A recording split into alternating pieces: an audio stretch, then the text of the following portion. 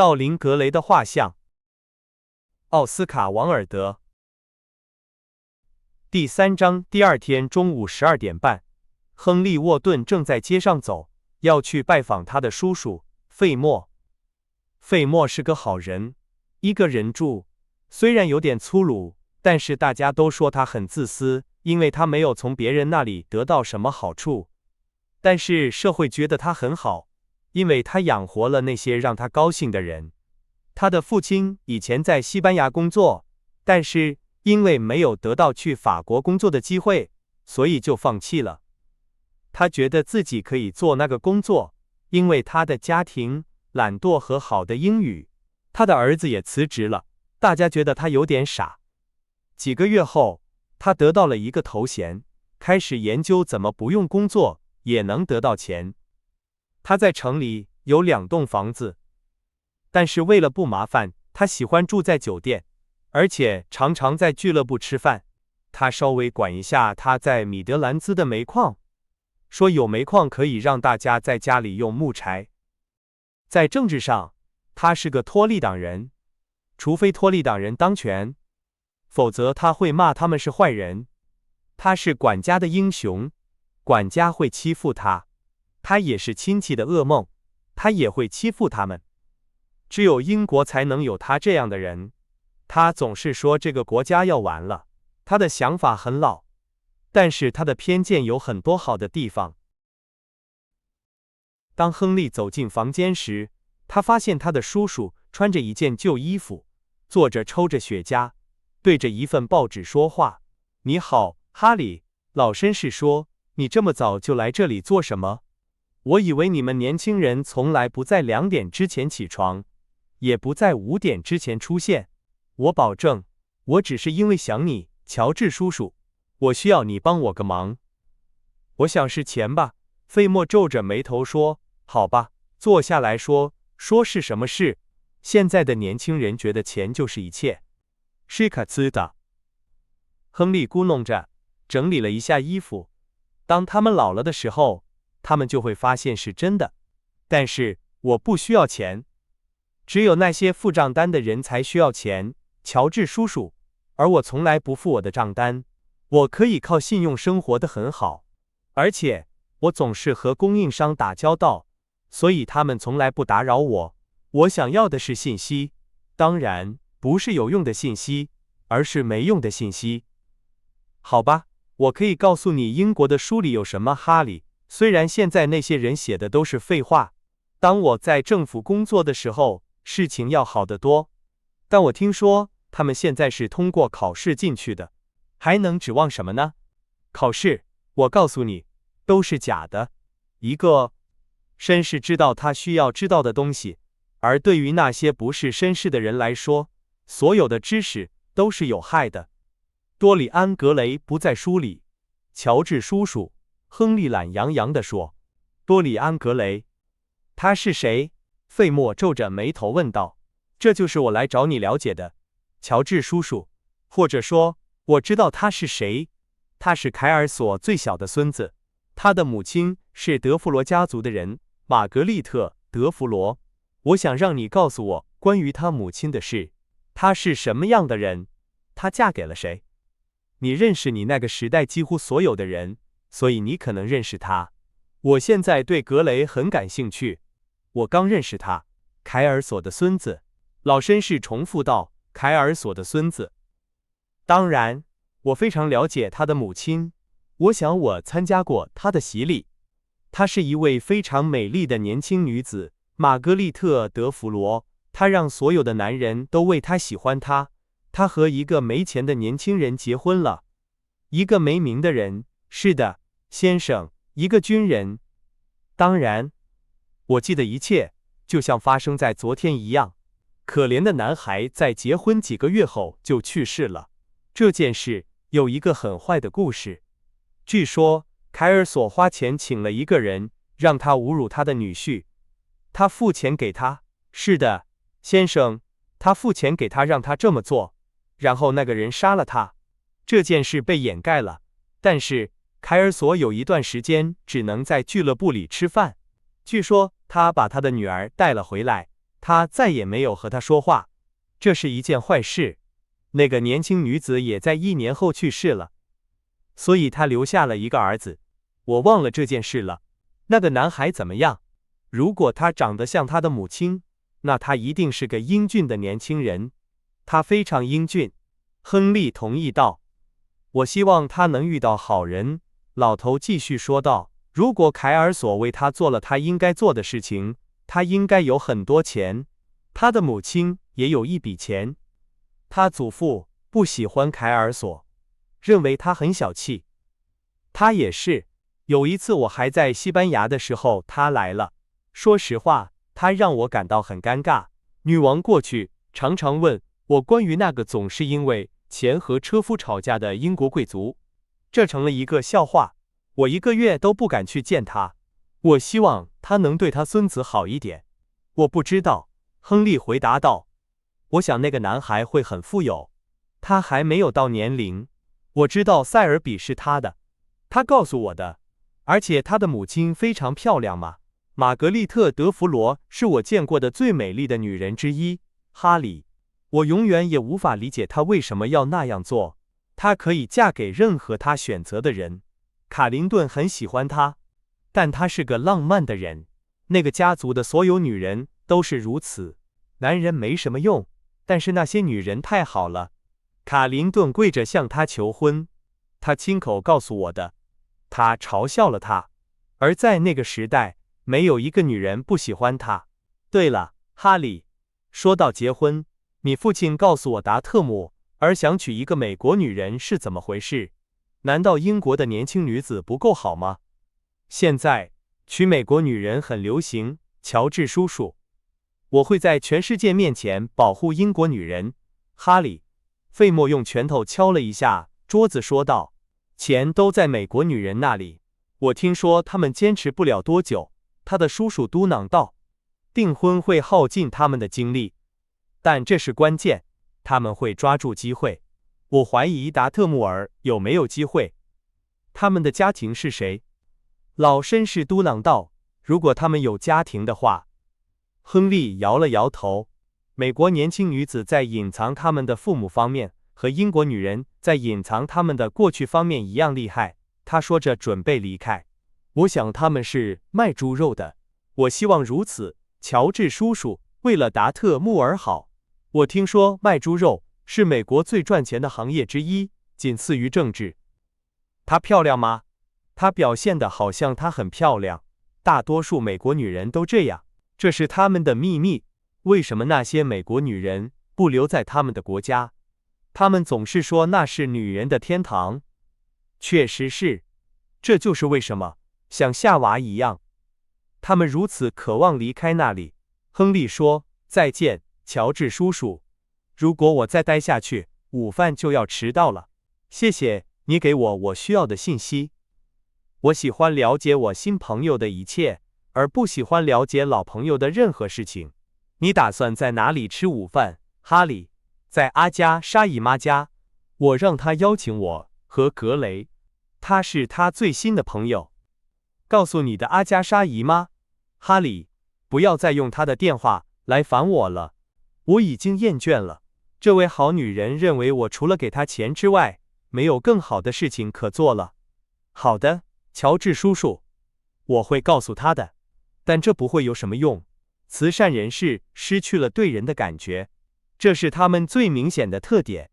老绅士同意了，并叫了他的仆人。亨利穿过小门廊走向街道，然后去了伯克利广场。这就是多里安·格雷的家庭故事。虽然这个故事讲得很简单，但是他以他的浪漫感动了他。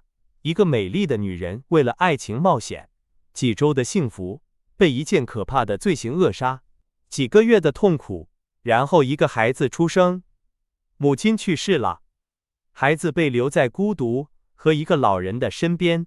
这是一个有趣的故事，他塑造了这个年轻人，使他更加完美。在这个世界上，美好的事物背后总是隐藏着悲剧。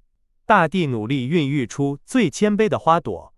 昨晚，当他坐在俱乐部里，眼睛里充满了惊奇，嘴唇微微张开，脸上充满了红色时，他是多么迷人呐！和他说话就像演奏一把小提琴，他回应着弓的每一次跳动，影响别人，有一种可怕的诱惑力。没有其他活动可以和他相比。把灵魂放在一个优雅的身体里，让他在那里停留一会儿，听自己的想法被另一个人用激情重复，像一种液体一样传递自己的气质。这是一种真正的享受，也许是在我们这个时代所剩下的最令人满意的享受。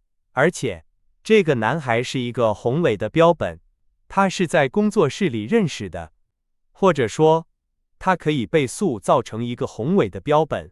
他拥有青春的优雅和美丽，没有什么他做不到的。有可能把它变成一个泰坦或者一个玩具，这种美丽注定要枯萎。巴兹尔呢？从心理学的角度来看，它是多么有趣啊！艺术的新趋势，一种看待生活的新方式，被一个完全没有意识到这一切的人所暗示。那个住在森林里的人，走到空旷的地方，突然出现，像一个树精一样，无所畏惧，因为在寻找他的灵魂中，已经唤醒了那种只有奇妙的事物才会显现的景象。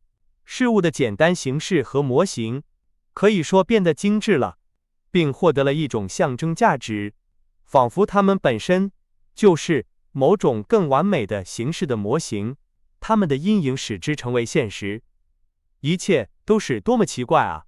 他记得历史上也有类似的事情，难道不是柏拉图第一个分析他的吗？难道不是把它雕刻成一系列诗吗？但在我们这个世纪，这很奇怪。他会努力成为多里安·格雷的，就像这个男孩成为那幅画的作者一样。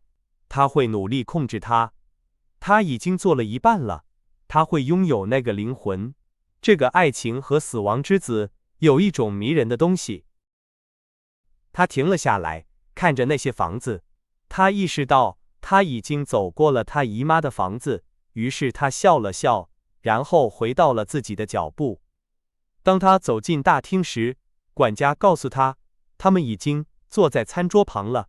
他把帽子和手杖交给了一个仆人，然后走进了餐厅，像往常一样迟到。哈里，他的姨妈摇着头说道。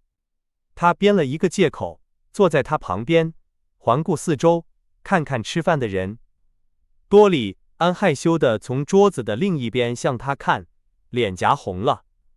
坐在对面的是哈利公爵夫人，她是一个好人，大家都喜欢她，而且她很胖。坐在他右边的是托马斯，他在公共生活中追随他的领导人，在私人生活中追随最好的厨师。和托利党人一起吃饭，和自由党人一起思考。坐在公爵夫人左边的是埃尔斯金，他是一个有魅力的人，但他有一个坏习惯，就是保持沉默，因为他觉得他在30岁之前已经说完了他要说之前已经说完了他要说的一切。他的邻居是范德勒夫人，她是他姨妈最老的朋友之一，是一个好女人，但她很没有吸引力。幸运的是 Drew Hall， 在他对面只有弗雷尔，他像下议院的一份声明一样光秃秃的。他的邻居正以一种严肃的方式与他交谈，这种方式构成了所有好人都会犯的错误，而且他们永远无法摆脱这种错误。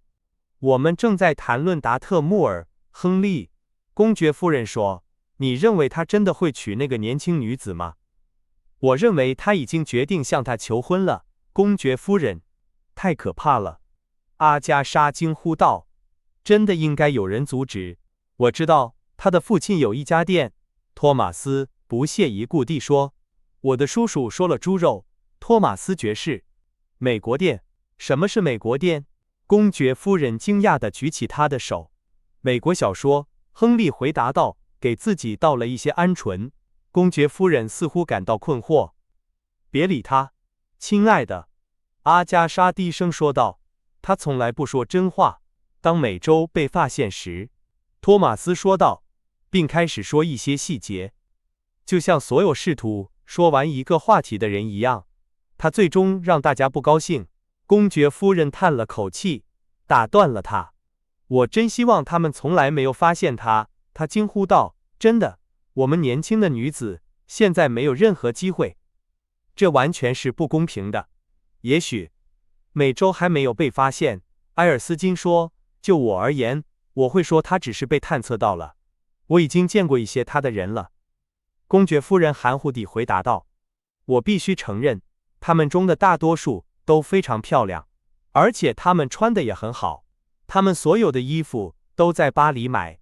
我真希望我也能这样做。据说，当一个好美国人去世后，他会去巴黎。”托马斯说：“真的吗？那么坏美国人在死后会去哪里呢？”公爵夫人问道。“去美国。”亨利咕哝道。托马斯皱了皱眉头。“我恐怕你的侄子对那个国家有偏见。”他对阿加莎说：“我乘坐汽车游览了整个国家，他们非常友善，我保证这是一次非常有益的访问。但是，我们真的需要为了学习去看芝加哥吗？”埃尔斯金抱怨道：“我没有精力去旅行。”托马斯摇了摇手。埃尔斯金在他的图书馆里拥有整个世界。我们喜欢看东西，而不是读关于他们的东西。美国人是非常有趣的人，他们完全是理性的。我认为这是他们最明显的特点，是 distinto， 埃尔斯金先生，一个绝对理性的民族。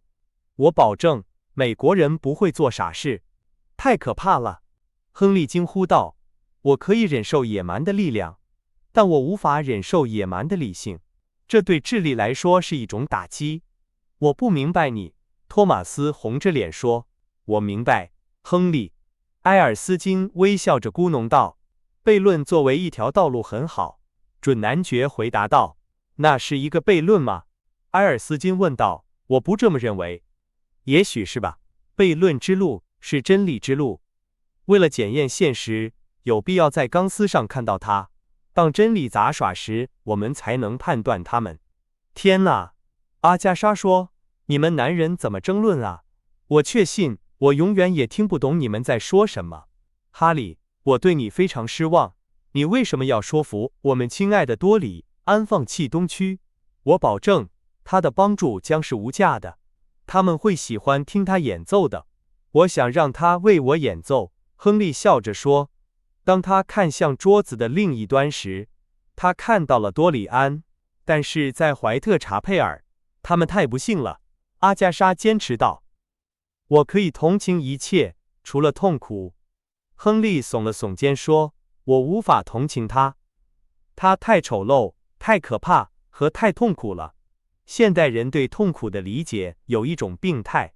我们应该同情色彩、美丽、生活的乐趣。关于生活的伤口，说的越少越好。即便如此，东区是一个重要的问题。”托马斯严肃地摇了摇头说道。“确实如此。”年轻的勋爵回答道，“这是奴隶制的问题，我们试图通过娱乐奴隶来解决它。”托马斯盯着他。“那么你建议做什么改变呢？”他问道。亨利笑了。“我不想改变英格兰的任何东西，除了天气。”他回答道。“我喜欢思考，但是由于我们太理解别人了，我建议我们呼吁科学来引导我们走上正轨。情感会把我们引向歧途，而科学没有情感。但是我们有责任。”范德勒夫人胆怯地说道。“责任？”阿加莎重复道。亨利看着埃尔斯金。“人类把自己看得太严肃了，这是世界的错误。如果学居人知道如何笑，历史就会不同。”“你真是令人高兴。”公爵夫人高兴地说。“当我拜访你姨妈时，我总是感到内疚，因为我对东区没有任何兴趣。将来我能够毫不脸红地看着她了。”“脸红很可爱。”公爵夫人，亨利评论道。“只有当你年轻的时候。”他回答道。“当一个像我这样的老妇人脸红时，这是一个非常糟糕的迹象。亨利，我希望你能告诉我，如何才能再次年轻。”他想了一会儿。“你能记得你在年轻时犯过什么大错误吗，公爵夫人？”他问道。“恐怕有很多。”他惊呼道。“那就再犯一次吧。”他严肃地说，为了恢复青春，你只需要重复当时的疯狂行为，一个令人愉快的理论。公爵夫人惊呼道，我必须试试。一个危险的理论。托马斯紧闭着嘴唇说道。阿加莎摇了摇头，但他忍不住笑了。埃尔斯金听着，是的，他继续说道，那是生活的一个秘密。如今，大多数人死于常识，他们发现为时已晚，他们唯一后悔的就是自己的错误。笑声传遍了整个餐桌，他玩弄着这个想法，并发展它，他把它抛向空中，并改变了它。他让它逃脱，然后又抓住它。他用他的幻想使它变得五彩缤纷。多里安·格雷看着他，并且意识到在他的听众中有人，他打算迷住他们的天性。这似乎使他的智慧更加敏锐，并为他的想象力增添了色彩。他才华横溢，充满幻想，不负责任。他引诱他的听众，直到他们忘记了自己，并笑着跟随他的长笛。多里安·格雷一刻也没有把他的眼睛从他身上移开，并且像被施了魔法的人一样一动不动。微笑在他的嘴唇上出现，而惊奇使他的眼睛变得严肃起来。最后，仆人告诉公爵夫人，他的马车正在等待。他绝望地扭动着双手。太糟糕了！他惊呼道，我必须走了。我必须接我的丈夫，带他去威利斯沙龙参加一个会议，他将在那里担任主席。如果我迟到了，他肯定会生气。我无法忍受戴着这顶帽子的一幕，他太脆弱了，一句话就会毁了他。我必须走了，阿加莎。再见，亨利，你太可爱了，而且不道德。事实上，我不知道该如何评价你的观点。你必须在某天晚上来和我们一起吃饭。星期二，你星期二有空吗？为了你，我会抛弃任何人。公爵夫人，亨利鞠了一躬说道，你太好了，而且你犯了一个错误。他惊呼道，别忘了来。然后他离开了客厅，阿加莎和其他女士紧随其后。当亨利重新坐下时，埃尔斯金绕过桌子，把手放在他的手臂上。你说话就像一本书，他说，你为什么不写一本呢？我太喜欢读书了，以至于我对写书不感兴趣。埃尔斯金，我想写一本小说，一本像挂毯一样美丽，而且不真实的小说。但是英国唯一的读者是报纸、教科书和百科全书的读者。在世界上所有的人中，英国人对文学最没有感觉。我恐怕你说的对，埃尔斯金回答道，我自己过去也有文学抱负，但我很久以前就放弃了。现在，我的年轻朋友，如果允许我这样称呼你，我可以问你，是否真的相信你在午餐时所说的一切吗？我忘记了。亨利笑着说，我说错什么了吗？非常错误，确实如此。事实上，我认为你非常危险。如果我们的好公爵夫人发生了什么事，我们都会认为你是主要的责任人。但我想和你谈谈生活。我所属的这一代人很无聊。总有一天，当你厌倦了伦敦时，来我这里，我请你喝葡萄酒，听你讲你的哲学。我很乐意这样做。参观你家将是一种荣幸。主人是完美的，图书馆也是。你会完成它的。老绅士鞠了一躬回答道，现在我必须向你姨妈告别了。我在等着。这是我们午睡的时间。你们所有人，40个人坐在椅子上。我们正在为英国文学做练习。亨利笑了笑，站了起来。我要去公园了，他惊呼道。当他走出门口时，多里安拍了拍他的肩膀。让我陪你一起去，他低声说道。我以为你答应去看巴兹尔了，亨利回答道。我宁愿和你一起去，我必须和你一起去。请允许我。你答应一直说话吗？没有人能像你一样说的那么好。我今天已经说的够多了，亨利笑着说。现在我只想让你看看生活。如果你愿意，你可以和我一起来做这件事。